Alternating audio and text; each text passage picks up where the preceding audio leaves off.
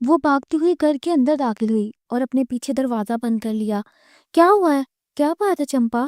تو یوں کیوں بھاگتی ہوئی آئی ہے؟ کوئی پیچھے لگا ہے کیا؟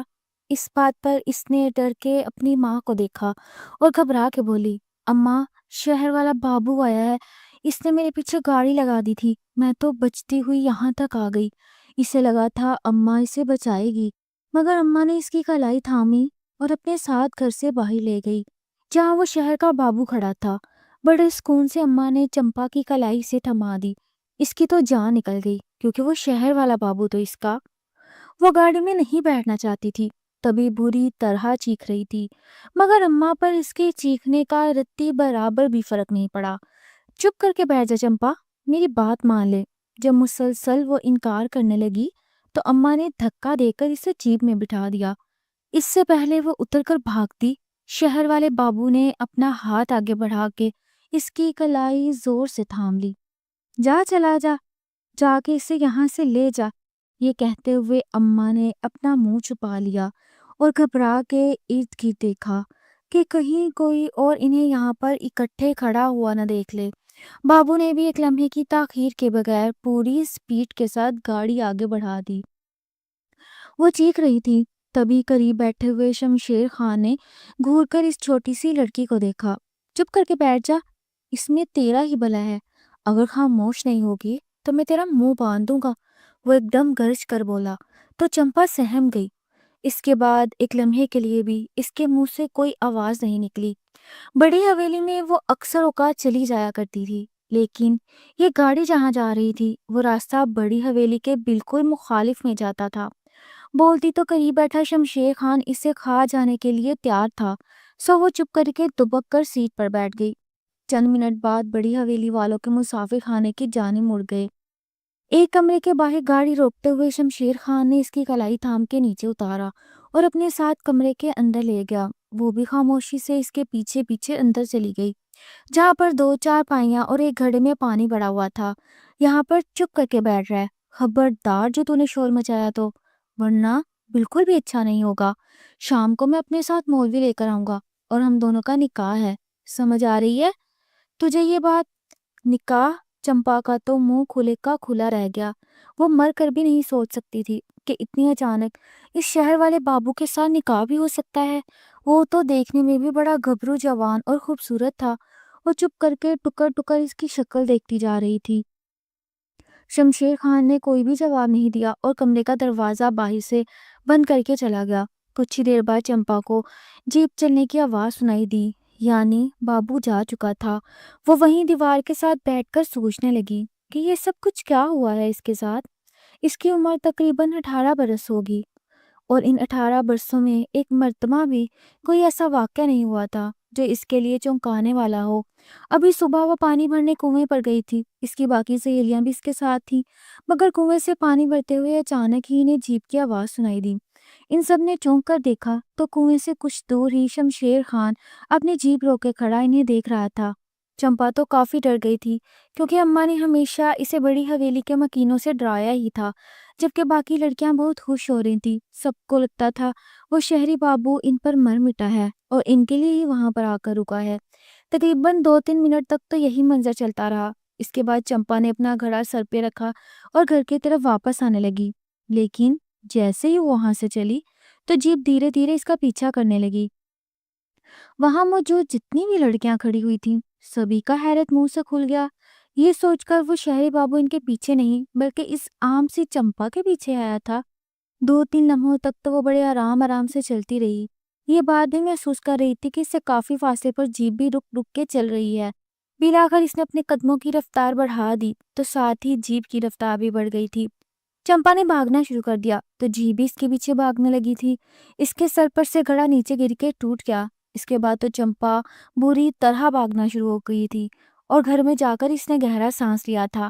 سامنے کھڑی اماں کافی پریشان ہو کر بولی، کیا بات ہے، تو اتنی گھبرائی ہوئی کیوں ہے؟ تبھی اس نے اماں کو شہری بابو کے متعلق بتایا تو انہوں نے بجائے اسے بچانے کے کلائی تھامی اور اس کے ساتھ جیپ پر چھوڑ آئی۔ یہ بات چمپا کو اندر ہی اندر کافی پریشان کر رہی تھی کہ اماں شمشیر خان کو جانتی تھی، اماں اسے کیوں یہاں پر چھوڑ کر گئی؟ کیا اماں کو معلوم ہے کہ آج میرا اس کے ساتھ نکاح ہونے والا ہے؟ بہت سارے سوالات تھے جن کا جواب اگر کوئی دے سکتا تھا تو یا تو وہ شمشیر خان تھا یا پھر اماں۔ نہ جانے کتنی دیر بیت گئی تھی یہاں سب کچھ سوچتے ہوئے۔ آج تک جب بھی اس نے بڑی حویلی جانے کی بات کی تھی، کبھی بھی اماں نے بڑی حویلی کی اجازت نہیں دی تھی۔ وہ ہمیشہ کہتی تھی کہ بڑی حویلی تمہارے لیے ایک ناسور ہے، اگر تم وہاں چلی گئی تو پتہ نہیں واپس آ بھی پاؤ یا نہیں۔ یہ سب باتیں اسے بچپن میں پتہ چلی تھی، اور بچپن میں اتنی آگاہی نہیں تھی کہ اماں کو پوچھے وہاں پر مجھے کیا خطرہ ہے۔ سو اماں نے جو کہا وہ مانتی رہی، لیکن اب جو پریشانی تھی وہ یہ تھی کہ اب اتنی دیر اماں نے بڑی حویلی نہیں جانے دیا، تو اب یوں اچانک بڑی حویلی کے شخص کے ساتھ مجھے کیوں بھیج دیا، اور وہ لڑکا مجھ سے نکاح کرنے والا ہے۔ وہ کافی پریشان تھی، لیکن پھر آنکھیں بند کر کے دل ہی دل میں اللہ سے دعا کرتے ہوئے بولی، اے رب، تو ہی بہتر جانے والا ہے، جو تجھے میرے حق میں اچھا لگے وہی کرنا، مجھے آزمائشوں میں مت ڈالنا۔ یہ دعا بچپن میں ہی اماں نے اسے سکھائی تھی۔ جب بھی کسی مشکل میں ہو، آنکھیں بند کر کے یوں محسوس کرنا کہ تمہارا رب تمہارے سامنے بیٹھا ہے اور تم اس سے دعا کر رہی ہو۔ واقعی ایسا ہی ہوتا تھا۔ بچپن میں جب بھی کبھی وہ تھر میں کھو جاتی تھی تو یہی دعا کرتی تھی، اور ہمیشہ اماں اسے ڈھونڈتے ہوئے وہاں پر پہنچ جاتی تھی۔ پھر بڑی ہوتی گئی تو صحرا کے علاقے سے بھی واقف ہو گئی، مگر پھر بھی زندگی میں جو بھی چھوٹی موٹی مشکلات آتی تھی ان پر وہ یہی دعا پڑھتی تھی۔ یہ دعا کرنے کے بعد وہ کافی پرسکون ہو گئی، اور واقعی میں ٹھیک 2 گھنٹوں بعد شمشیر خان واپس آ چکا تھا۔ اب کی بار وہ اکیلا نہیں تھا، اس کے ساتھ مولوی صاحب اور 2 گواہ بھی موجود تھے۔ چلے لڑکی، ہمارا نکاح پڑھانے لگے ہیں، اور خبردار تم نے انکار کرنے کی کوشش کی تو ایک لمحے کے لیے تو وہ پریشان ہوئی، پھر گہرا سانس لے کر مولوی نے جب نکاح پڑھایا تو اس نے خاموشی سے وہ نکاح قبول کر لیا، کیونکہ وہ اللہ پر توکل کر چکی تھی۔ وہ جانتی تھی اب جو ہوگا جیسا ہوگا اللہ بہتر جانے والا ہے۔ وہ اپنے تمام معاملات اپنے رب کے سپرد کر چکی تھی، اور اب وہی کرنا چاہ رہی تھی جو ہو رہا ہے۔ نکاح کرنے کے بعد مولوی اور دونوں گواہان وہاں سے چلے گئے، جبکہ شمشیر خان اس کے عین سامنے بیٹھتے ہوئے بولا، بالکل بھی امید نہیں تھی کہ تم اتنی آسانی سے میرے ساتھ نکاح کرنے کے لیے مان جاؤ گی۔ بڑی حیرت کی بات ہے، لگتا ہے خالہ نے سب کچھ بتا دیا ہے تمہیں۔ اب کی بار چمپا کے ماتھے پر بل پڑ گئے۔ وہ حیرت سے بولی، کیا کیا کہہ رہے ہو تم؟ کیا بتانا تھا خالہ نے؟ تم میری ماں کا نام لے رہے ہو نا، کیونکہ اسے سارے گاؤں میں خالہ ہی کہتے ہیں۔ شمشیر خان ایک دم خاموش ہو گیا، پھر اسے گہری نگاہوں سے دیکھتے ہوئے بولا، لگتا ہے تمہیں کچھ بھی نہیں معلوم۔ چلو اچھی بات ہے، معلوم نہ ہی ہو تو بہتر ہے۔ خیر، ایک دن ہم یہاں پر رہیں گے، اس کے بعد ہم کل بڑی حویلی جا رہے ہیں۔ مگر کیوں؟ تم نے نکاح کیوں کیا میرے ساتھ، اور مجھے اپنے ساتھ بڑی حویلی کیوں لے کر جانا چاہتے ہو؟ اور مجھے یہ بتاؤ کہ اماں نے اتنی آسانی سے مجھے تمہارے ساتھ کیوں بھیج دیا؟ وہ سوال پر سوال کر رہی تھی، کیونکہ اس کے لیے مزید یہ سب کچھ یوں پہیلیوں کے مانند دیکھنا کافی عجیب ہو رہا تھا۔ شمشیر خان دھیرے سے آگے بڑھا اور اس کے بالوں کی لٹ اپنی انگلی پر گھماتے ہوئے نرمی سے بولا، ان سب باتوں میں صرف ایک بات میں تمہیں بتا سکتا ہوں۔ اور وہ کیا؟ چمپا نے حیرانگی سے شمشیر خان کو دیکھا تو وہ مسکراتے ہوئے بولا، یہی کہ اب تم میری بیوی ہو اور میں تم پر مکمل اختیار رکھتا ہوں۔ سمجھ رہی ہو نا میری بات کو؟ چمپا ایک دم سے خاموش ہو گئی۔ بے شک وہ نکاح قبول کر چکی تھی، لیکن اتنے وقت میں ایک مرتبہ بھی اس سے یہ خیال نہیں آیا تھا کہ ہاں اب تو وہ شمشیر خان کی بیوی بن چکی ہے۔ نہیں نہیں، میں تمہاری بیوی نہیں ہوں۔ وہ ایک دم جھٹکا کھا کر پیچھے ہوئی تو شمشیر خان کے چہرے پر بڑی سی مسکراہٹ پھیل گئی۔ کتنی بدل گئی ہو تم، ہم پہلے کبھی ملے ہیں تو میں بدل جاؤں گی؟ چمپا کافی ذہین لگ رہی تھی، اس نے فوراً سے شمشیر خان کی بات پکڑی تو وہ نفی میں سر ہلایا، بولا، ارے کچھ نہیں پتا، نہیں میں کیا بولتا جا رہا ہوں، لیکن ایک بات تو طے ہے کہ تم میری بیوی بن چکی ہو۔ اب یہ مانو یا مت مانو مجھے فرق نہیں پڑتا، لیکن مجھے اپنی بیوی بنا کر تمہیں کیا فائدہ ہوگا؟ اماں کہتی ہے ہم لوگ بڑی حویلی کے مقابلے کے نہیں، بلکہ وہ تو ہمیں انسان بھی نہیں سمجھتے، تو پھر تم نے مجھ سے نکاح کیوں کیا؟ شمشیر خان سنجیدگی سے دیکھتے ہوئے بولا، کافی ذہین لگتی ہو ویسے تو، لیکن خیر تمہیں کام والی بنا کر لے کر جا رہا ہوں۔ کام والی؟ کیا تمہیں اور کوئی کام والی نہیں ملی تھی جو تم نے میرے ساتھ نکاح کر لیا؟ اور میری ماں کو کیا جھوٹ بولے ہیں تم نے، جو انہوں نے بغیر ایک لمحے کی تاخیر کے مجھے تمہارے ساتھ بھیج دیا؟ اور میں کام نہیں کرتی کسی کے بھی، سمجھ جاؤ یہ بات اچھی طرح تم۔ چمپا کے تو سر پر لگی اور تلووں پر جا بوجھی۔ یہ بات سن کے شمشیر خان اسے اپنی کام والی بنا کر حویلی لے کر جانا چاہتا تھا۔ شمشیر خان اسے ہم دیکھ کر چپ چاپ جا کے چارپائی پر بیٹھ گیا۔ وہ جانتا تھا اس وقت چمپا کی حالت بالکل بھی ٹھیک نہیں، وہ سارے قیافے لگانے کی ناکام کوشش کر رہی ہے، مگر فی الحال اس وقت وہ اسے کچھ بھی نہیں بتانا چاہتا تھا۔ جبکہ چمپا دن ہی دن میں بیٹھی پیچ و تاب کھا رہی تھی، اسے لگ رہا تھا کہ شاید شمشیر خان تبھی اسے اپنی بیوی بنا کر حویلی لے کر جا رہا ہے تاکہ میں اس کا کام چھوڑ کر نہ بھاگوں۔ ارے ایسے کیسے ہو سکتا ہے؟ میں نے تو کبھی اپنے گھر کا کام خود نہیں کیا، اماں نے بالکل رانیوں کی طرح رکھا ہے مجھے، اور یہ چاہتا ہے میں اس کی حویلی میں جا کر جھاڑو پونچھے کروں۔ وہ اندر ہی اندر کافی دل ملا رہی تھی۔ تھوڑی دیر یوں ہی کرنے کے بعد اس نے شمشیر خان پر ایک نگاہ ڈالی اور دیکھا وہ سو رہا ہے۔ کمرے کا دروازہ بھی کھلا ہوا تھا۔ وہ دھیرے سے اٹھی، جیسے ہی دروازے سے باہر جانے لگی اس کی نگاہ شمشیر خان کی کمر کے نیچے پڑی ہوئی پستول پر پڑی۔ کچھ سوچتے ہوئے اس نے فوراً سے اپنا ہاتھ پستول کی جانب بڑھایا، لیکن تبھی شمشیر خان کی آنکھ کھل گئی اور اس نے ہاتھ بڑھا کر اس کی کلائی پوری قوت سے تھام کے اپنے اوپر کھینچا۔ وہ ایک دم ڈر گئی تھی۔ اسے تو لگتا تھا کہ وہ گہری نیند سو رہا ہے، لیکن یہ کیا، وہ تو جاگ رہا تھا۔ کیا کر رہی تھی یہ تم؟ وہ اس کی آنکھوں میں دیکھتے ہوئے سختی سے پوچھنے لگا، جبکہ چمپا سے کوئی بھی بہانہ نہیں بن پایا۔ بتاؤ مجھے، کیوں اٹھا رہی تھی میری پستول کو؟ کیا مجھے جان سے مارنے کی کوشش کرنا چاہتی تھی؟ یہ کہتے ہوئے اس نے اپنی باہوں کا حصہ چمپا کے گرد مضبوط کیا تو وہ کسمسا کر رہ گئی۔ چھوڑو مجھے۔ کیوں چھوڑوں؟ تمہیں شرم نہیں آئی میری پستول چراتے ہوئے؟ پہلے یہ بتاؤ اٹھا کیوں رہی تھی؟ وہ چپ کر گئی، اسے سمجھ میں نہیں آ رہا تھا کہ کیا کہے، اور دوسری طرف اسے شمشیر خان کی گرفت کافی بری لگ رہی تھی۔ وہ مچل کے اس سے دور ہوئی اور دروازے کی جانب بھاگنے لگی، لیکن اس سے پہلے ہی شمشیر خان نے آگے بڑھ کے دروازے کے اندر سے کنڈی لگا دی۔ پھر اس کی جانب مڑتے ہوئے بولا، لڑکی، میں تمہارے ساتھ بہت ہی نرم رویہ رکھ رہا ہوں، بہتر یہی ہے کہ میرے صبر اور ضبط کو مت آزماؤ۔ جو ہو رہا ہے ہونے دو۔ اگر تم نے میرے راستے میں آنے کی کوشش کی یا میرے کاموں کو خراب کرنے کے لیے ذرا سی بھی کارگزاری سے اس میں شامل کی تو مجھ سے برا کوئی نہیں ہوگا۔ میں نے تم سے نکاح کیا ہے، اس وقت تم میری بیوی ہو۔ بھاگ کر جہاں بھی جاؤ گی میں تمہیں ڈھونڈ کر واپس لے آؤں گا، تو یہ کوشش تو چھوڑ ہی دو۔ چمپا بڑے تحمل سے اس کے بعد سنتی رہی، پھر ایک قدم آگے بڑھی اور آگر بولی، تم جیسے انسان کے ساتھ مجھے رہنا ہی نہیں، پتہ نہیں کیوں میں نے نکاح کر لیا تمہارے ساتھ، مجھے جانا ہے یہاں سے ورنہ میں تمہیں جان سے مار ڈالوں گی۔ یہ بات سنتے ہی شمشیر خان ایک چٹکے سے آگے بڑھا اور چمپا کا منہ اپنے ہاتھوں میں دبوچے ہوئے بولا، جان سے مار لو گی مجھے؟ چلو مار کے دکھاؤ، یہاں تمہارے سامنے ہی کھڑا ہوں۔ ارے تم میں تو اتنی بھی ہمت نہیں کہ میرا ہاتھ اپنے چہرے پر سے پیچھے کرو، اور ایک بار میری اچھی سے کان کھول کر سن لو، اگر تم نے کوئی بھی ہوشیاری یا ذہانت دکھانے کی کوشش کی یا پھر میرے ساتھ دھوکہ کرنے کی کوئی جرت کی تو یاد رکھنا تمہاری ماں تمہیں زندہ نہیں ملے گی۔ یہ دھمکی بہت بڑی تھی۔ چمپا جو اس کی گرفت میں کافی مچل رہی تھی، یہ بات سن کے جہاں تھی وہیں کی ہو کر رہ گئی اور حیرت سے شمشیر خان کو دیکھنے لگی تو اس کی آنکھیں کافی سرخ ہو رہی تھیں۔ تم نے نکاح کیوں کیا ہے میرے ساتھ؟ چمپا نے چلا کر پوچھا تو وہ کندھے اچکا کر بولا، ظاہر سی بات ہے، بڑی حویلی میں کوئی لڑکی کام کرنے کے لیے تیار نہیں ہے تو تمہیں بیوی بنا کے وہاں کام والی کے طور پر رکھنا چاہتا ہوں۔ یہ بات اس نے بڑے آرام سے اور لاپرواہی سے کہی تھی۔ چمپا کا دل چاہا کہ وہ اس انسان کے سر میں کوئی شے دے مارے۔ خیر، اگر جانا چاہتی ہو تو جا بھی سکتی ہو، لیکن اپنی ماں کا خیال رکھنا، بیچاری بوڑھی ہی ہے، سمجھ رہی ہو نا میری بات کو؟ اس کی آنکھوں میں سختی سے گھورتے ہوئے بولا۔ وہ جہاں تھی وہیں کی وہیں پر رہ گئی۔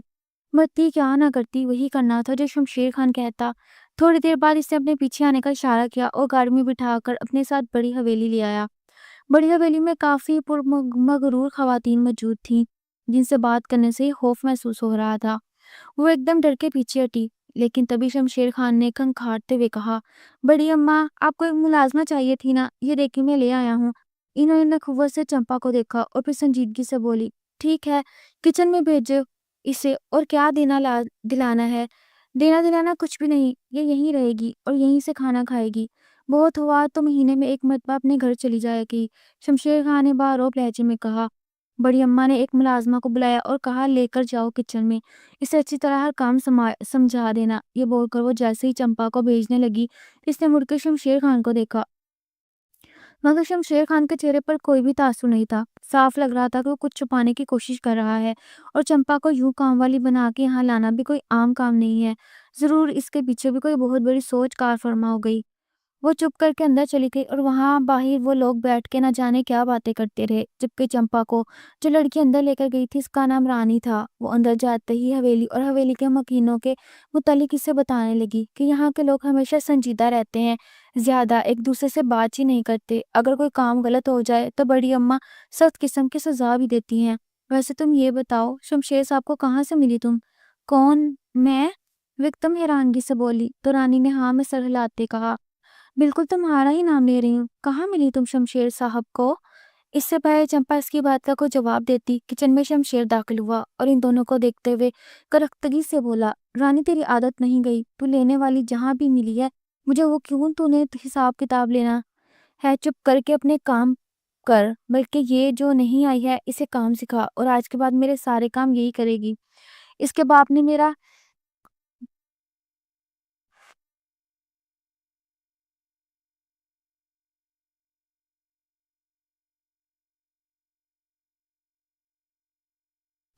اس کے باپ نے میرا پیار نہیں بھرا تھا، تبھی بدلے میں لے کر آیا ہوں۔ جب رج کے کام کرے گی تب عقل ٹھکانے آ جائے گی۔ اس بات پر رانی کے چہرے پر ایک بڑی سی مسکراہٹ پھیل گئی اور وہ جلدی سے بولی، جی صاحب ٹھیک ہے، جو آپ کہیں، اور کیا کیا کام کرواؤں؟ جی میں چمپا سے میرے کپڑے میرے کھانے پینے کا خیال یہی رکھے گی، کیا بھلا اس حویلی میں میرے کاموں سے بڑھ کر بھی کسی کے کام ہے؟ اس کے علاوہ بڑی اماں کے کام بھی یہی کرے گی، انہیں خوب کام میں کروانے آتے ہیں، شمشیر نے فریج سے پھل نکالتے ہوئے کہا۔ چمپا حیرانگی سے اسے دیکھ رہی تھی، وہ تو ایک دم ہی طوطا چشمی کر چکا تھا، جیسے کچھ بھی دکھائی دے رہا ہو، نہ ہی وہ چمپا کو جانتا ہو۔ اور جا اب میرے کپڑے ادھر نکال کے میز پر رکھ دے، یہ آ کر ابھی استری کرے گی۔ یہ سنتے ہی رانی فٹافٹ کچن سے باہر نکل گئی، جبکہ شمشیر چمپا کو دیکھتے ہوئے بولا، دھیان سے رہنا، یہاں پر اور کسی کو یہ بتانے کی غلطی ہرگز مت کرنا کہ تم میری بیوی ہو۔ اگر تم نے یہ غلطی کی تو اپنی ماں کی جان جانے کی ذمہ دار تم خود ہی ہوگی، اور اگر کچھ پوچھے تو یہی کہنا تمہارے باپ نے میرا قرض نہیں دیا اور اس کے بدلے میں تمہیں یہاں کام کرنے کے لیے لے کر آیا ہوں، باقی تمام باتیں رات کو سمجھاؤں گا جب تم میرے پیر دبانے کے لیے آؤ گی۔ اس بات پہ چمپا نے گھور کر اسے دیکھا، لیکن وہ کمرے سے باہر نکل چکا تھا، جبکہ وہ پیچھے بل کھا کے رہ گئی۔ پتہ نہیں یہ سب کچھ کیا ہو رہا تھا، اسے تو رہ کر اماں پر غصہ آ رہا تھا۔ اگر کوئی بات تھی یا کچھ بھی تھا، ان کا کام تھا نا کہ وہ چمپا کو کھل کر اس شے کے متعلق بتاتی، مگر انہوں نے بتانا تو دور کی بات، اسے اشاروں کنائیوں میں بھی بتانے کی زحمت گوارا نہیں کی۔ تھوڑی دیر بعد رانی اس کے پاس آئی اور بولی، میز پر میں نے شمشیر صاحب کے کپڑے رکھ دیے ہیں، اچھی طرح پانی لگا کر استری کرنا۔ چمپا وہاں گئی تو دیکھا واقعی میں کپڑوں کا ایک بہت بڑا ڈھیر تھا، جو میں اس کے ساتھ رکھی ہوئی ٹوکری میں پڑا تھا۔ اسے رانی کو دیکھا تو رانی نے اشارہ کیا، ہاں کرو، مگر وہ نفی میں سر ہلا کر بولی، مجھے کپڑے استری کرنے نہیں آتے۔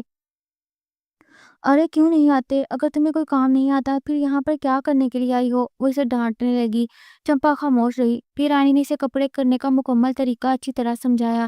وہ 2-3 جوڑے کرنے کے بعد ہی تھک چکی تھی، مگر رانی کی بات یہی تھی کہ سب جوڑے اچھی طرح کرو۔ تقریباً شام تک وہ 20-15 جوڑے استری کرنے میں کامیاب ہو پائی تھی، جنہیں کرنے کے بعد اللہ اللہ کر کے بیٹھ کے ذرا سکون لینا چاہا۔ تبھی بڑی اماں وہاں پر آ گئی اور بولی، تم یہاں پر آرام کرنے کے لیے نہیں بلایا، جو کام کرنے والے ہیں وہ کرو، میرے کمرے میں آؤ اور آ کر میرے پیروں کی اچھی طرح مالش کرو۔ چمپا جو ابھی بیٹھی ہی تھی، یہ بات سن کے ایک دم سے اٹھ گئی اور فوراً بڑی اماں کے پیچھے پیچھے کمرے میں چلی گئی۔ کمرے میں جاتے ہی انہوں نے تیل پکڑا دیا، چلو اچھی طرح میرے پیروں کی مالش کرو۔ وہ ان کے پیروں کی مالش کرنے لگی تو بڑی اماں سونے کے لیے لیٹ گئی اور اسے چھوٹے چھوٹے سوال کرنے لگی کہ کہاں رہتی ہو تم؟ پہلے تو وہ ان سوالات پر ایک دم سے گھبرائی، کیونکہ شمشیر خان نے سوالات کے جواب اسے نہیں بتائے تھے۔ اس نے وہی بتایا جو شمشیر خان نے اسے سمجھایا تھا کہ یہی بتانا، میرے باپ نے قرضہ نہیں دیا تھا تو بدلے میں شمشیر خان مجھے یہاں پر کام کرنے کے لیے لے آیا۔ یوں ہی تھوڑی بہت باتیں کرنے کے بعد بڑی اماں کو نیند آنے لگی تو انہوں نے اسے وہاں سے چلے جانے کا کہا۔ وہ ایسے ہی کمرے سے باہر نکلی تو شمشیر خان سیڑھیوں پر کھڑا ادھر بڑی اماں کے کمرے کی جانب ہی دیکھ رہا تھا۔ چمپا کو کمرے سے باہر نکلتا دیکھ کے نے پیچھے آنے کا اشارہ کیا۔ وہ دھیرے دھیرے جلتی ہوئی شمشیر خان کے کمرے میں آ گئی تو اس نے دروازہ بند کرتے ہوئے مڑ کے چمپا کو دیکھا، جو کافی ڈری ہوئی تھی۔ شمشیر خان کا کمرہ کسی شہزادے کے کمرے کی طرح بہت خوبصورتی سے سجا ہوا تھا۔ اب یہ سب کچھ کیوں کر رہے ہیں؟ میرے یہاں لانے کا کیا جواز ہے؟ بلاخر چمپا نے دوبارہ پھر وہی سوال کیا، جس کے اندر عجیب و غریب خدبد مچا رہا تھا۔ شمشیر خان پیچھے مڑا اور اپنے بیڈ کے قریب دراز سے دوائی والی شیشی نکال کے چمپا کے سامنے کرتے ہوئے بولا، یہ شیشی دیکھ رہی ہو؟ اس میں 30 گولیاں ہیں، تم نے ہر رات ایک گولی کھانے میں ملا کر یا پانی میں ملا کر، جیسے بھی ہو، بڑی اماں کو دینی ہے۔ لیکن میں کیوں دوں؟ تم خود بھی تو دے سکتے ہو۔ اس بات پر شمشیر خان نے اسے گھور کر دیکھا اور سختی سے بولا، اول تو مجھے آپ کر کے بلاؤ، اور دوسرا جو کام کہوں خاموشی سے وہی کرو۔ اس کام کے لیے تمہیں میں یہاں پر لے کر آیا ہوں، اور خبردار مجھے نہ سننا بالکل بھی پسند نہیں ہے۔ لیکن میں یہ سب کچھ کیوں کروں؟ وہ بھی چلا کر بولی تو ایک دم شمشیر خان اس کے قریب آیا اور اس کے منہ پر ہاتھ رکھتے ہوئے بولا، میرے سامنے اونچی آواز مت کرنا، ویسے بھی تم میری بیوی ہو، مجھے نہیں لگتا تمہیں مجھ سے کچھ سوال جواب کرنے چاہیے۔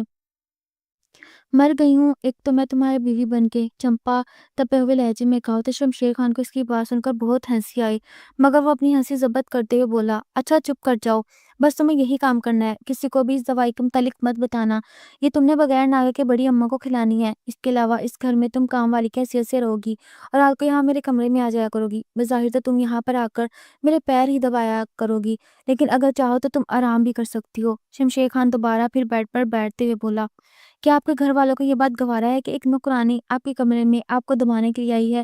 چمپا کا سوال اپنی جگہ بالکل ٹھیک تھا، لیکن شمشیر خان اس سوال پر طنزیہ انداز میں مسکراتے ہوئے بولا، میرے گھر میں ہر شے کی آزادی ہے، پھر وہ انسانیت کے دائرے میں آتی ہو یا نہ آتی ہو۔ خیر، میں دیکھ رہا تھا آج پورا دن تم کام کرنے میں مگن رہی، ابھی چاہو تو یہاں پر آ کر آرام کر سکتی ہو۔ چمپا نے بیڈ کی جانب دیکھا تو وہاں شمشیر خان اپنا موبائل بیٹھا چلا رہا تھا۔ وہ چپ کر کے صوفے پر جا کر بیٹھ گئی۔ 2-3 منٹ بعد شمشیر خان نے اسے دیکھا تو نرمی سے مسکرا کر بولا، بیگم شوہر ہوں میں تمہارا، اب ایسے بھی کیا کانٹے لگے ہیں مجھ میں کہ تم اتنی دور جا کر بیٹھ گئی ہو۔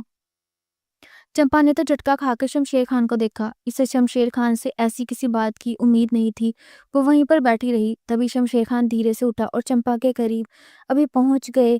اس نے چمپا کی کلائی تھام کر اپنے برابر کھڑا کیا ہی تھا جب کمرے کا دروازہ بری طرح سے بجنے لگا۔ وہ دونوں ایک دم چونک گئے، تبھی شمشیر خان اونچی آواز میں بولا، کیا ہے بھائی، کون ہے باہر؟ شمشیر، دروازہ کھولو۔ یہ آواز بڑی اماں کی تھی۔ چمپا تو کافی ڈر گئی کیونکہ ابھی کچھ دیر پہلے تو وہ اپنے کمرے میں سو رہی تھی۔ شمشیر نے بغیر کوئی رد عمل دیا آگے بڑھ کے دروازہ کھول دیا۔ تبھی بڑی اماں حیرت سے چمپا کو دیکھتے ہوئے بولی، یہ یہاں پر کیا کر رہی ہے؟ بڑی اماں وہی کر رہی ہے جو رانی بڑے ابا کے کمرے میں کیا کرتی تھی۔ شمشیر خان انتہائی پرسکون لگ رہا تھا جبکہ چمپا کافی گھبرائی ہوئی تھی۔ یہ تم کہنا کیا چاہتے ہو؟ بڑی اماں نے انتہائی سخت لہجے میں پوچھا تو وہ ایک قدم آگے بڑھتا ہوا تسلی سے بولا، بڑی اماں، میں چاہتا ہوں آپ کا اور میرا جو بھی لحاظ اور شرم ہے وہ قائم رہے۔ اگر آپ بڑے ابا کو ان حرکتوں سے نہیں روک پائیں تو مجھے نہیں لگتا کہ آپ کو مجھے بھی روکنا چاہیے۔ اب میں یوں ہی تو کسی لڑکی کو گھر نہیں لا سکتا، آخر مجھے بھی کوئی مطلب ہوگا، اور میں جانتا ہوں آپ میرے مطلب کو بخوبی سمجھ رہی ہیں۔ بڑی اماں کا بس نہیں چڑھ رہا تھا کہ وہ آگے بڑھ کر اس کے منہ پر ایک تھپڑ لگا دے، مگر پھر بھی اپنی جگہ پر ضبط کیے کھڑی رہیں۔ جاتے ہوئے دروازہ بند کر دیجیے گا۔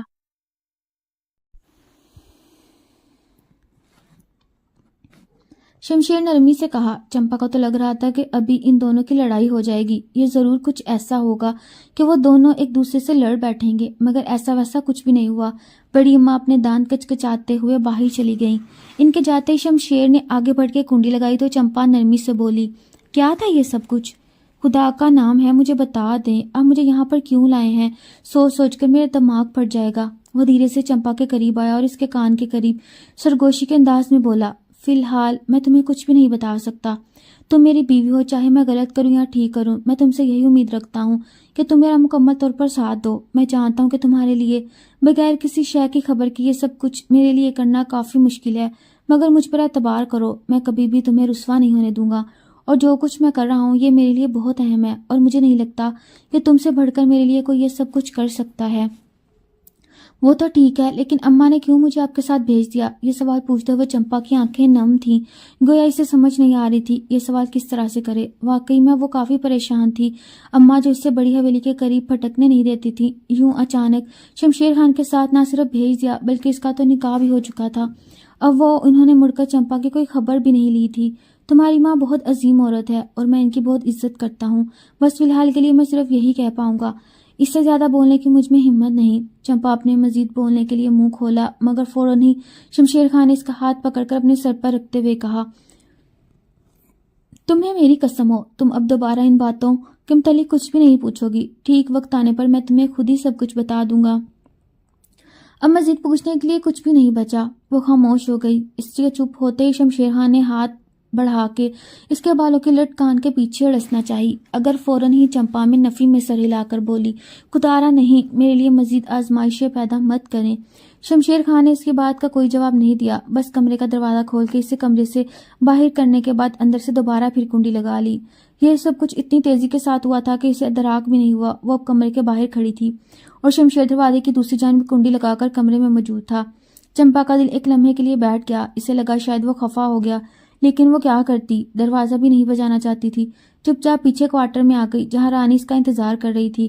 ارے کہاں رہ گئی تھی تم، کتنی دیر ہو گئی ہے، میں تمہارا انتظار کر رہی ہوں، سونا نہیں تھا کیا؟ خاموشی سے آ کے اپنی چارپائی پر بیٹھ گئی تو وہ پھر بولی، میں پوچھ رہی ہوں کہاں پر تھی تم؟ تو میری ماں نہیں لگی کہ میں تمہیں ہر بات کا جواب دیتی پھروں، اگر میں جواب نہیں دے رہی تو اس کا مطلب ہے تمہیں خاموش ہو جانا چاہیے، نہ کہ بار بار مجھے تم ایک بات ہی پوچھ کے تنگ کرو۔ چمپا نے بغیر لحاظ کے سنجیدگی سے کہا تو ایک لمحے کے لیے رانی بالکل ہی خاموش ہو گئی۔ اسے یقین ہی نہیں آ رہا تھا کہ آج کیا یہ لڑکی اس کے سامنے یوں زبان چلا رہی ہے۔ بڑی حویلی میں تو کبھی بھی کسی ملازم نے رانی کے ساتھ اس لہجے میں بات نہیں کی تھی، کیونکہ وہ وہاں پر بہت پرانی کام کر رہی تھی۔ تقریباً بچپن سے ہی وہ حویلی میں پلی بڑی تھی اور اب تو اس کی عمر بھی 29 سال کے لگ بھگ تھی، یعنی 29 سالوں سے وہ حویلی میں ہی رہ رہی تھی، ایک طرح سے تمام ملازمین کے اوپر ہیڈ تھی۔ تمہاری جرت کیسے ہوئی کہ تم اس لہجے میں میرے ساتھ بات کر رہی ہو؟ رانی ایک دم گھور کر بولی، مجھے لگتا ہے جو یہاں کے خان کے کمرے میں ایک مرتبہ رات گزار کر آ جاتی ہے وہ یوں ہی بات کرتی ہے۔ چمپا نے سخت مگر ڈھکے چھپے لہجے میں کہا۔ اس نے تقریباً وہی الفاظ استعمال کیے تھے جو اوپر کمرے میں شمشیر خان نے بڑی اماں کے سامنے کہی تھی۔ رانی بھی تو بڑے ابا کے کمرے میں رہتی آئی ہے، پتہ نہیں کیوں، مگر چمپا کو یہ الفاظ بولنا کافی مناسب لگے تھے۔ ویسے بھی بیوی تو وہ تھی ہی شمشیر خان کی، پھر اگر کوئی اس کے متعلق غلط بھی سمجھ رہا تھا تو اس سے رتی برابر فرق نہیں پڑتا تھا۔ وہ نہیں چاہتی تھی کہ ہر کوئی اٹھ کر اس سے بات کرے۔ تبھی رانی کا منہ بند کرانے کے لیے اس نے دو ٹوک لہجے میں کہا تو وہ مسکرا کر بولی، اچھا تبھی اتنی زبان چل رہی ہے تمہاری، ارے کتنے دنوں کی مہمان ہو تم یہاں پر، نہ جانے کتنی آئی اور کتنی گئی۔ ہاں لیکن تم تو یہاں پر پکی پکی ڈیرا جما کر بیٹھی ہو۔ چمپا کا لہجہ بھی کافی گھائل کر دینے والا تھا، مگر رانی کو رتی برابر فرق نہیں پڑا۔ وہ مسکرا کر بولی، کوئی بات نہیں، بہت جلد تم بھی چلی جاؤ گی، جنہوں نے رہنا ہی حویلی میں ہو وہ اپنے ڈیرے باہر نہیں بناتی۔ اب مجھے یہی دیکھ لو، کون سا خان ہے جس کے کمرے میں نہیں رکی میں؟ ایک لمحے کے لیے چمپا کا دل بیٹھنے لگا، وہ رانی سے پوچھنا چاہتی تھی کہ کیا تم شمشیر خان کے ساتھ بھی کمرے میں رکی تھی، لیکن خاموش رہی۔ یہ بات پوچھ کے وہ خود کو نیچا نہیں دکھانا چاہتی تھی اور کروٹ لے کر سونے کے لیے لیٹ گئی۔ ارے سب کی پسندیدہ ہوں میں، تجھے کیا ہے دیکھنے میں، بالکل چھوٹی سی بچی لگتی ہے تو، رانی ابھی سے مزید چڑھانے کے لیے بولی، مگر وہ بھی خاموشی سے صبر کر کے لیٹی رہی۔ ویسے بھی ان باتوں کی شروعات چمپا نے ہی کی تھی، رانی نے تو پہلے ذکر تک نہیں کیا تھا، تو اب اسے برداشت کرنا تھا اور وہ برداشت کر بھی رہی تھی۔ رات کا نہ جانے کون سا پہر تھا جب جاگر سونے کے لیے اس کی آنکھ لگ گئی۔ اگلی صبح فجر کے وقت ہی رانی نے جھنجھوڑ کر اسے اٹھا دیا اور بولی، اپنے گھر میں نہیں ہے تو؟ چلو اٹھ اور جاؤ کام کر۔ کون سا کام جو یوں فجر کے وقت ہوتا ہے؟ پہلے تو اٹھ کے بڑی اماں کے لیے چائے بناؤ، فجر کی نماز پڑھنے کے فوراً بعد وہ چائے پیتی ہیں۔ چمپا کا اٹھنے کا بالکل بھی دل نہیں چاہ رہا تھا، مگر پھر بھی مجبوراً اسے اٹھنا پڑا۔ یہ جو یہاں پر مجبوری کی زندگی گزار رہی تھی یہ کافی مشکل تھی۔ اوپر جا کر بڑی اماں کو چائے دی تو انہوں نے چائے پینے سے انکار کر دیا اور کہا، میں تمہارے ہاتھ کا کچھ بھی نہیں کھاؤ پیوں گی۔ یہ تو اس کے لیے پریشانی کی بات ہو گئی تھی، اگر وہ اس کے ہاتھ کی کوئی شے بھی نہ کھاتی پیتی تو پھر شمشیر خان کی دی ہوئی دوائی والی شیشی کیسے ختم کرتی؟ اس نے وعدہ کیا تھا کہ وہ ان کی ہدایت کے مطابق ساری دوائی بڑی اماں کو کھلانے میں کامیاب ہو جائے گی، مگر یہاں پر تو معاملہ ایک الٹ ہو گیا تھا۔ چمپا نے چائے والی پیالی ایک طرف رکھی اور فوراً ہی بڑی اماں کے پیر تھام کر بیٹھ گئی، پھر روتے ہوئے بولی، دیکھیں جی آپ لوگ بڑے ہیں، ہم تو غلام ہیں، پہلے میرے باپ سے چھین کر شمشیر صاحب مجھے یہاں پر لے آئے اور اب آپ میرے ساتھ یہ رویہ رکھ رہی ہیں۔ مجھے تو آپ بھی بالکل ایک شفیق عورت دکھائی دے رہی تھی، مجھے لگا تھا میری ماں اگر پیچھے رہ گئی تو یہاں میں بالکل ماں کی طرح آپ کی خدمت کروں گی، کیونکہ جو مقدروں میں ہوتا ہے وہ تو ہو کر ہی رہتا ہے۔ میں نے ان سب کو اپنی تقدیر سمجھ کر قبول کیا۔ کل شمشیر صاحب نے خود مجھے اپنے کمرے میں بلایا تھا، میں نے منع تو نہیں کر سکتی تھی۔ آپ خود جانتی ہیں کہ ایک لڑکی کے لیے کتنے عذاب کی بات ہوتی ہے بغیر کسی رشتے کے ایک لڑکے کے کمرے میں جانا اور اسے خوش کرنا۔ یہ کہتے ہوئے وہ واقعی میں رو رہی تھی۔ یہ رونا ان باتوں پر نہیں تھا بلکہ اس پر تھا کہ اماں نے کیسے اسے شمشیر کے ساتھ بھیج دیا اور یہاں پر کن کن لوگوں کی وہ منتیں کر رہی تھی۔ اپنے گھر میں کام کو ہاتھ نہیں لگاتی تھی اور یہاں پر بری طرح سے کام کرنا پڑ رہا تھا۔ بس ان باتوں کو سوچنے کے بعد بے اختیار چمپا کیا آنکھوں سے لگاتار ہی آنسو بہنے لگے۔ دیکھیں اگر آپ کھانا پینا مکمل طور پر نہیں لیں گی تو شمشیر صاحب مجھے ڈانٹیں گے اور میرے لیے مشکلات پیدا ہو جائیں گی۔ آپ جانتی ہیں نا ایک لڑکی کے لیے تمام حالات سے گزرنا کتنا مشکل ہے، لیکن میں پھر بھی خاموشی کے ساتھ سب کچھ کرنے کے لیے تیار ہوں کیونکہ میرے پاس سب ہونے کے لیے کچھ بھی نہیں بچا اور میں یہاں پر آپ سب کے درمیان اپنی جگہ بنانا چاہتی ہوں۔ بڑی اماں نے اسے غور سے دیکھا تو انہیں واقعی میں وہ لڑکی کافی معصوم لگی تھی۔ انہیں اپنی جانب یوں دیکھتے ہوئے پا کر وہ پھر بولی، باقی آپ جو کہیں گے میں وہ کرنے کے لیے تیار ہوں، مگر مجھے ایک موقع تو دیں، یہ سوچ کر نہیں کہ شمشیر صاحب کے ساتھ میں نے رات بتائی، بلکہ یہ سوچ کر کہ ایک لڑکی ہونے کے ناطے وہ مجھے زبردستی اپنے کمرے میں لے کر گئے تھے۔ پھر بھی میں یہاں پر آپ کی خدمت کے لیے تیار ہوں۔ اچھا جاؤ، زیادہ باتیں مت کرو، بہت باتیں کرنی آتی ہیں تمہیں، تو مجھے لگتا ہے جا کر ناشتے کی تیاری کرو۔ یہ کہتے ہوئے بڑی اماں نے چائے کی پیالی اٹھا کر منہ کے ساتھ لگا لی تو وہ ایک دم خوش ہوتے ہوئے بولی، مولا خوش رکھے جی آپ کو، آپ نے میری قدر کر لی۔ میرے پاس تو اب کچھ بھی نہیں ہے سوائے یہ کہ میں دل لگا کر آپ کی خدمت کروں۔ بڑی اماں نے اسے جانے کے لیے اشارہ کیا تو وہ چپ چاپ کمرے سے باہر نکل آئی، اور ایک بات تو اسے یقین ہو چکا تھا کہ بڑی اماں کو اس نے بڑے آرام سے اپنے حق میں کر لیا تھا، اب مزید اس کے لیے مشکلات نہیں ہو سکتی تھیں۔ باقی بھی پورا دن کام کاج میں بیت گیا۔ مغرب کے بعد کھانا کھانے کے لیے سب لوگ بیٹھے تو تبھی شمشیر خان بھی گھر واپس لوٹا تھا۔ پورا دن نہ جانے وہ کہاں پر تھا، حویلی میں دکھائی ہی نہیں دیا۔ اسے دیکھ کر چمپا ایک دم پرسکون ہو گئی۔ شمشیر خان کو جب وہ کھانا پلیٹ میں ڈال کر دینے لگی تو وہ انتہائی سرگوشی کے انداز میں بولا، اپنا کام وقت پر کر لینا۔ چمپا نے ہاں میں سر ہلا دیا لیکن کوئی جواب نہیں دیا تھا۔ پھر فٹافٹ کچن میں گئی اور بڑی اماں کو جو الگ سے کھانا بنا تھا اس میں دوائی ملا کر لے آئی۔ وہ لا کر اس نے بڑی اماں کے سامنے رکھ دیا جو وہ بڑے سکون انداز میں کھانے لگی۔ کھانا کھانے کے بعد سبھی اپنے کمروں میں چلے گئے۔ شمشیر خان بھی اپنے کمرے میں چلا گیا۔ چمپا اس کے پیچھے جانے لگی تو رانی نے اونچی آواز میں کہا، کہاں جا رہی ہو؟ یہ برتن آ کر کون اٹھائے گا؟ شمشیر خان جو آگے آگے چل رہا تھا ایک دم سے پلٹا اور رانی کو گھورتے ہوئے بولا، تمہیں بھی مجھے لگتا ہے یہ برتن اٹھانے کے لیے ہی رکھا ہے، یہاں پر اٹھا لو اور چمپا چلو تم۔ یہ بول کر وہ کمرے میں چلا گیا جبکہ چمپا اس کی جانب ایک مسکراہٹ اچھالتے ہوئے کمرے میں شمشیر کے پیچھے پیچھے آ گئی، جبکہ پیچھے رانی بری طرح سے تاؤ کھا کر رہ گئی۔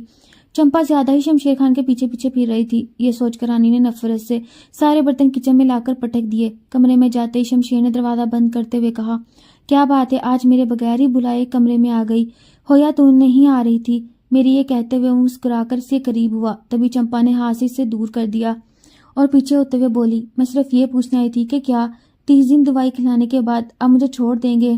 اب یہ تو کسی کتاب میں نہیں لکھا کہ کام مکمل ہونے کے بعد میں تمہیں ہر حال میں چھوڑ ہی دوں۔ اس بات پہ چمپا کا منہ ایک دم سے کھل گیا اور وہ بگڑ کر بولی، نہ بابا، تو میں پوری عمر کے لیے نوکرانی بن کے نہیں رہ سکتی، آپ کا تو یہ کام مکمل ہونے کے بعد مجھے چھوڑنا ہوگا۔ کہاں چھوڑنا ہوگا؟ میں نے تو ابھی پکڑا بھی نہیں تمہیں۔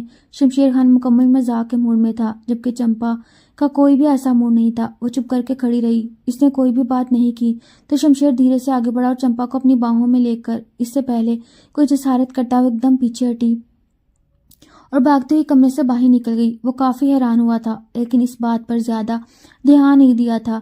اسے لگا کہ شاید چمپا ڈر لگ گئی اور شاید ایسا ہی تھا۔ اس دن کے بعد وہ شمشیر خان کے قریب بہت ہی کم جاتی تھی۔ اگر رات کو اسے کمرے میں بلاتا بھی تو جانے کے 5-6 منٹ بعد یہ کسی نہ کسی بہانے سے نکل آتی۔ شمشیر خان نے بھی زیادہ اس پر دباؤ دینے کی کوشش نہیں کی تھی کہ تم یہاں پر رکو، اتنا وقت تمہیں میرے ساتھ بتا کر ہی جانا ہے۔ پورا 1 مہینہ ہو گیا تھا چمپا کو بڑی اماں کو وہ دوائی دیتے ہوئے، اور ہر گزرتے کے دن کے ساتھ بڑی اماں کی طبیعت کافی خراب ہو رہی تھی۔ آخری دنوں میں تو چھوٹی چھوٹی باتیں بھی بھولنے لگی تھیں۔ چمپا کو یقین تھا کہ یہ باتیں بھولنا اور ان کی طبیعت یوں خراب ہونا ضرور ان دوائیوں کی وجہ سے ہی ہے جو وہ شمشیر کے کہنے پر انہیں دے رہی تھی۔ اس دن وہ شمشیر کے پاس آئی اور بولی، تم مجھے کیوں گناہگار کر رہے ہو؟ کیا کیا ہے میں نے؟ جو دوائی بڑی اماں کو میں دیتی ہوں اس سے ان کی عادت نہ صرف خراب ہو رہی ہے بلکہ ان کی طبیعت بھی خراب رہنے لگی ہے۔ مجھے بتاؤ کون سی گولیاں تھی وہ؟ ان کا نام مت لو، شمشیر نے سنجیدگی سے کہا۔ میں کیوں نہ ان کا نام لوں؟ تم مجھے استعمال کر رہے ہو اپنے کسی مقصد کے لیے۔ شمشیر نے اسے غصے سے دیکھا اور سنجیدگی سے بولا، جس بات کا تمہیں علم نہیں وہ بات مت کرو۔ تو چمپا چلا کر بولی، وہی تو پوچھ رہی ہوں، جو بھی بات ہے مجھے بتا دو ورنہ میں سبھی حویلی والوں کو بتا دوں گی کہ یہ سب کچھ تم کروا رہے ہو اور تم مجھے یہاں پر کام کے لیے نہیں لائے بلکہ نکاح کر کے لائے ہو۔ شمشیر نے اس کی کلائی پوری قوت سے تھامی اور اپنے ساتھ لیتا ہوا نیچے چلایا جہاں لاؤنج میں بڑی اماں کھڑی تھیں۔ باقی گھر والے بھی وہیں پر موجود تھے۔ چمپا کو لگا کہ ابھی کچھ غلط ہو جائے گا، تبھی شمشیر چلا کر بولا، میری ماں کو اس عورت نے مارا ہے۔ گھر والے ایک دم حیران ہو کر بولے، شمشیر اتنے سالوں بعد تم یہ بات کیسے کر سکتے ہو؟ اور بڑی اماں تمہاری ماں کا قتل کریں گی؟ تبھی شمشیر نے چمپا کی جانب اشارہ کرتے ہوئے کہا۔ بڑی اماں نے اس کے سامنے اعتراف جرم کیا ہے۔ کیا بکواس ہے یہ؟ پیچھے سے بڑے ابا بولے تو وہ جلدی سے بولا، ٹھیک ہے، اگر آپ کو میری بات کا یقین نہیں آ رہا تو خود ہی بڑی اماں کو پوچھ لیں۔ بڑی اماں بتائیں کہ میری ماں کو آپ نے ہی مارا تھا نا؟ شمشیر کے پوچھنے پر انہوں نے ہاں میں سر ہلایا اور کہا، پوری حویلی اس کی گریبدہ ہو چکی تھی اور اوپر سے اس نے ایک بیٹا بھی جنم دے دیا، تو ہر کوئی اس کے پیچھے پیچھے پھرتا تھا اور مجھے یہ بات اچھی نہیں لگتی تھی، تبھی میں نے جان لے لی۔ یہ بات بڑی اماں نے بڑے سکون سے کہی۔ وہاں جتنے بھی گھر والے موجود تھے سب کے منہ کھلے کے کھلے رہ گئے، تو وہ چلا کر بولا، دیکھ لیا اس عورت نے میری ماں کو مارا، میں اسے زندہ نہیں چھوڑوں گا۔ یہ بولتے ہوئے وہ بڑی اماں کو مارنے کے لیے آگے بڑھا، لیکن گھر والوں نے اسے روک دیا تھا۔ تبھی وہ چمپا کی کلائی تھام کر حویلی سے باہر نکل آیا اور پھر اسے گاڑی میں بٹھا کر اس کے گھر لے آیا، جہاں پر اماں چولہے پہ بیٹھی روٹیاں پکا رہی تھیں۔ ایک دم سے چمپا کو وہاں دیکھ کے فوراً اسے گلے جا کر لگی اور رونے لگی، جبکہ چمپا بالکل ساکت چہرہ لیے انہیں دیکھتے ہوئے بولی، اماں کیوں کیا تھا تم نے یہ سب کچھ؟ اماں نے شمشیر کو دیکھا تو پھر نرمی سے بولی، میں بڑی حویلی میں شمشیر کی ماں کی خاص ملازمہ تھی۔ ریحانہ بیگم نے جب چھوٹی بیگم کو مار دیا تو میں بھی حویلی چھوڑ دی اور یہ راز اپنے اندر ہی دفن کر لیا، مگر پھر اتنے سالوں بعد نہ جانے شمشیر کو کہاں سے میرا علم ہوا، یہ مجھے پوچھنے آیا تو پہلے تو میں نے نہیں بتایا، لیکن پھر حقیقت بتا دی، مگر اب مسئلہ یہ تھا کہ یہ بات حویلی والوں کے سامنے ثابت کرنا کافی مشکل ہو سکتا تھا۔ ہم حل سوچنے لگے، تبھی میں نے تمہارا حل پیش کیا کہ تم اسے ملازمہ بنا کر لے جائے اور یہ ریحانہ بیگم کے قریب ہونے کی کوشش کرے، تو ہو سکتا ہے وہ خود ہی اپنا راز اسے بتا دیں، پھر کوئی نہ کوئی حل نکل آئے گا۔ لیکن شمشیر نے جو حل نکالا وہ سب سے بہترین تھا۔ اس نے ذہن کو کمزور کرنے والی دوائیاں ریحانہ بیگم کو تمہارے ذریعے کھلانا شروع کر دی، جس سے 1 مہینے کے اندر اندر انہوں نے اپنا راز خود ہی فاش کر دیا۔ چمپا نے بڑی حیرانگی سے شمشیر کو دیکھا، پھر منہ بنا کر کمرے میں جاتے ہوئے بولی، ان کا کام ہو گیا ہے نا، تو ان کو بول دیں مجھے طلاق دے دے۔ وہ بھی کمرے میں داخل نہیں ہوئی تھی، تبھی شمشیر نے آگے بڑھ کر اس کی کلائی تھامی اور بولا، میری ماں اور تمہاری ماں دونوں بہنوں کی طرح تھی، تو تمہیں طلاق دے کر میں اپنی خالوں کو تکلیف نہیں دینا چاہتا۔ ویسے بھی خالہ، میں وہ حویلی چھوڑ آیا ہوں جہاں پر میری ماں کی کوئی اہمیت نہیں، مجھے بھی وہاں پر نہیں رہنا، بتائیں کیا میرے لیے اس گھر میں کوئی جگہ ہوگی؟ ویسے تو لڑکیاں جاتی ہیں سسرال میں، لیکن کیا آپ اپنے داماد کو اس کے سسرال میں رہنے کی اجازت دیں گی؟ اس بات پر اماں نے شمشیر کا ماتھا چوم لیا، جبکہ چمپا سخت چہرہ لیے وہیں پر کھڑی تھی، مگر دل ہی دل میں کافی خوش بھی تھی، کیونکہ اس 1 مہینے میں اسے خود شمشیر کافی اچھا لگنے لگا تھا۔ ناظرین، آپ کو ناول کیسا لگا کامنٹ باکس میں ضرور بتائیے گا۔ شکریہ۔ اس نے منہ بنا کر شمشیر سے اپنی کلائی چھڑائی، میری خالہ کو تکلیف نہیں دینا چاہتے، یہ کیسی بات ہوئی؟ طلاق دے دیں، ورنہ میرے لیے یہ ایک بوجھ ہے جس میں اٹھانا نہیں چاہتی۔